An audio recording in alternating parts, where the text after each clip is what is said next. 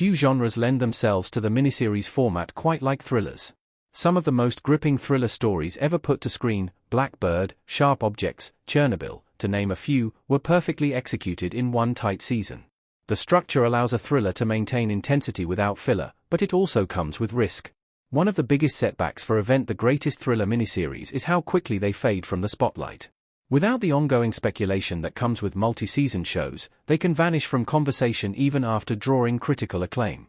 A handful dominate award circuits or streaming charts for a while, but then they're quietly replaced by the next cultural obsession. These gripping, underappreciated gems that deserve more recognition. Each of these thriller miniseries tells a nail-biting story, often with powerhouse performances from Hollywood stars. While audiences tend to look forward, it's worth looking back at these overlooked thrillers that showcase the format at its very best. River, 2015. A haunting character study disguised as a crime thriller. Stellan Skarsgård in River. River is one of the most unique thriller miniseries in recent memory, yet it rarely comes up in conversation. An outstanding thriller from the UK, the show follows D.I. John River, Stellan Skarsgård, a brilliant but emotionally fractured detective haunted by the ghost of his murdered partner D.S. Jackie Stevenson, Nicola Walker.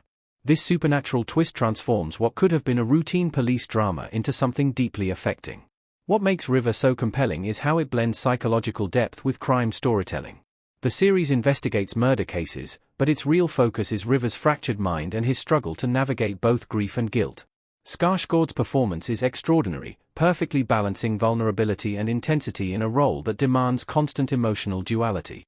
Despite receiving strong reviews and many calling for the miniseries to have a longer run, River was quickly overshadowed by bigger-budget crime dramas.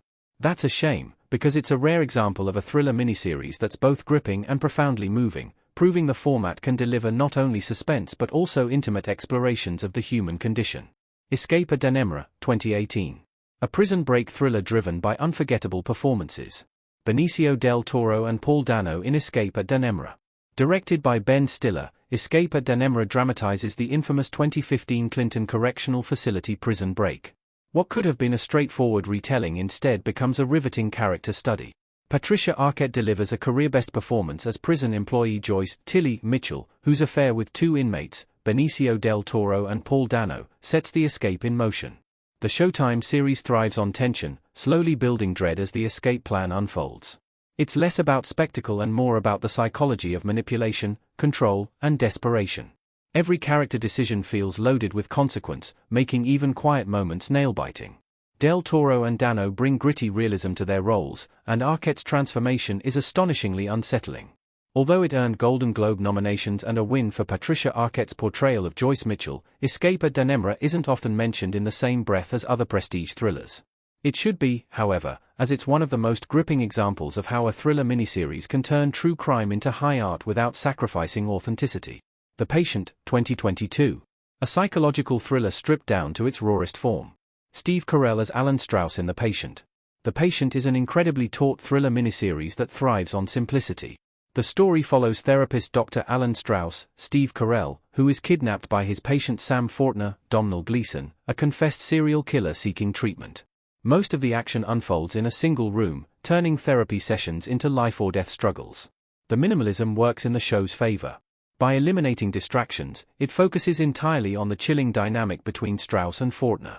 Carell gives one of his most dramatic and subdued performances, while Gleeson makes Sam unnervingly sympathetic and terrifying in equal measure. The claustrophobia of the setting heightens the suspense until it's almost unbearable. Even with a household name like Steve Carell leading the cast, The Patient didn't spark much long-term conversation, likely because it ended quietly on Hulu without the same fanfare as other prestige shows. However, it's a masterclass in slow-burn tension, showing how thriller miniseries don't need sprawling plots to deliver maximum impact. Deadwater Fell, 2020. A small-town tragedy unfolds into something far darker. David Tennant mourning in Deadwater Fell. Starring David Tennant as Dr. Tom Kendrick, Deadwater Fell begins with a devastating house fire that kills Tom's wife, Anna Madeley, and children. At first seen as an unspeakable tragedy, suspicion soon shifts, and what follows is a chilling unraveling of secrets, betrayals, and hidden violence in a close-knit community. The miniseries excels at capturing how small towns deal with trauma and suspicion. Cush Jumbo shines as Kate, a close friend of the family who begins to doubt everything she thought she knew. The gradual peeling back of layers turns an already horrifying crime into a disturbing portrait of manipulation and control. Though praised in the UK upon release, Deadwater Fell was quickly buried internationally, overshadowed by more high-profile thrillers. Still, despite this, its mix of mystery and emotional devastation makes it a standout.